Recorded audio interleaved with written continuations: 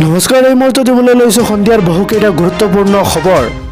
অসমৰ লগতে ভাৰতৰ বিভিন্ন প্ৰান্তৰ পৰা এনেধৰণৰ খবৰসমূহ নিতৌ পাই থাকিবলৈ চেনেলটো ছাবস্ক্ৰাইব কৰি ভিডিঅ'টোত এটা লাইক কৰি দিব।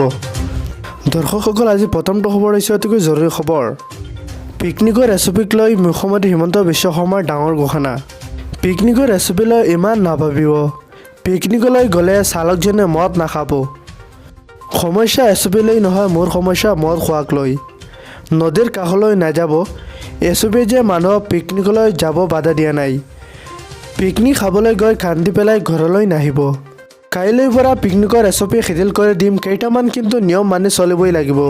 পিকনিকলৈ যোৱা যাত্ৰীসকলৰ পঞ্জীয়ন কৰিব লাগিব। পিকনিকলৈ গৈ হেৰাই থাকিলে সেই পঞ্জীয়ন চাই আমি বিচাৰি যাম। নদীৰ কাষলৈ যোৱা, পানীৰ মাজলৈ যোৱা এইবোৰ নকৰিলেই হ'ল।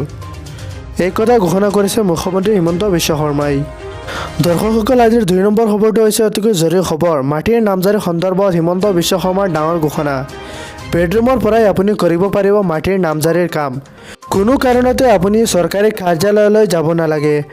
অনলাইন আবেদন কৰাৰ পিছত পঞ্জীয়নভুক্ত হ'ব আপোনাৰ ভূমিখিনি। ৰেজিষ্টাৰ কৰাৰ পিছত আপুনি নামজাৰিৰ বাবে যাব নালাগে কাৰ্যালয়লৈ।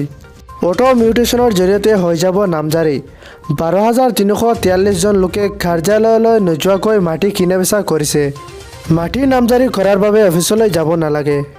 দৰ্শকসকল, পৰৱৰ্তী খবৰটো হৈছে অতিকৈ গুৰুত্বপূৰ্ণ খবৰ। জম্মু কাশ্মীৰত পুনৰ সন্ত্ৰাসবাদীৰ ভয়ংকৰ গুলীচালনা। সন্ত্ৰাসবাদী আক্ৰমণত নিহত 4জনকৈ লোক, গুৰুতৰভাৱে আহত 8জনতকৈও অধিক লোক।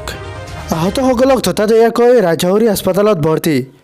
2 বন্দুকধাৰী দুৰ্বৃত্তই ওপৰত চলাইছিল নিৰ্বিচাৰ গুলীচালন। মৃত দীপক কুমাৰ, সতীশ কুমাৰ আৰু প্ৰিয়তম লাল বুলি চিনাক্ত।